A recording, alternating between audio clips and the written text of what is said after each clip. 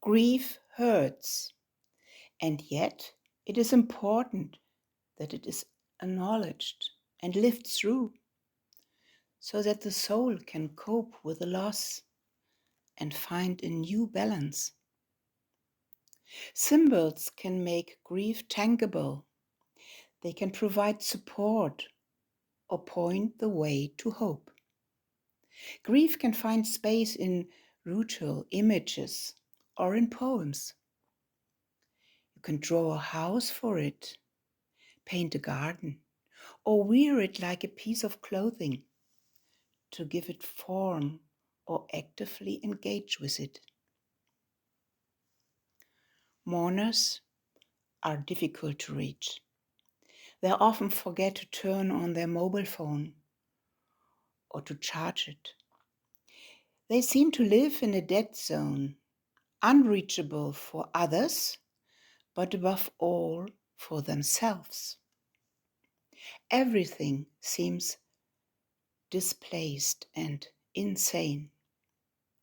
Even a compass needle is not able to point the way out of grief. Pictorial expressions can help to grasp the inexpressible.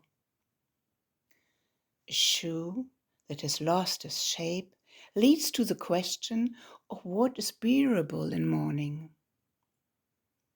An anchor can easily become a guilt anchor, as feelings of guilt are often easier to bear than feelings of powerlessness.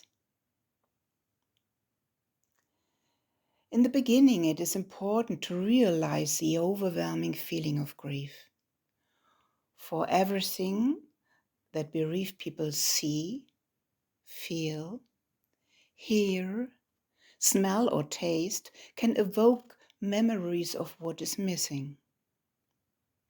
Prayer wheel-like repetitions are necessary to understand the loss.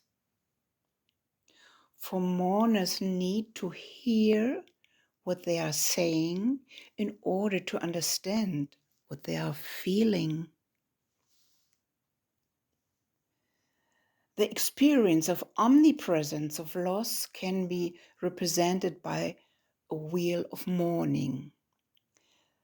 My wheel of mourning, consisting of 24 spokes, is corresponding to different feelings. 6 spokes refer to feelings at the beginning of grief, such as desolation, speechlessness, and emptiness. 9 spokes stand for impressions such as anger, jealousy, guilt, but also for soothing feelings such as consolation. Further 9 spokes represent moments that can be described as encouraging and comforting. Rarely, no mourners experience all these emotions from a safe position, but rather in a kind of roller coaster of emotions. The immediate shock of grief can be visualized using the wheel of mourning. There are times when the wheel barely moves. Then again, it can turn so quickly without notice that mourners have the feeling that nothing is moving at all. Only the compass needle stops going crazy. Only then, when it stops going crazy, the compass can become a guide on the path to hope. The anchor that has once used as a guilt anchor can then be transformed into a rescue anchor of hope. The old shoe, which by no means wants to fit anymore, can be used as a visible sign for all the things the bereaved no longer wants to be squeezed into.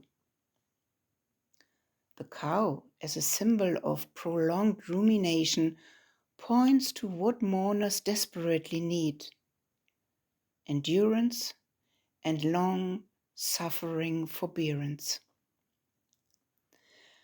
I would like to encourage mourners to express the unspoken, perhaps even the incomprehensible.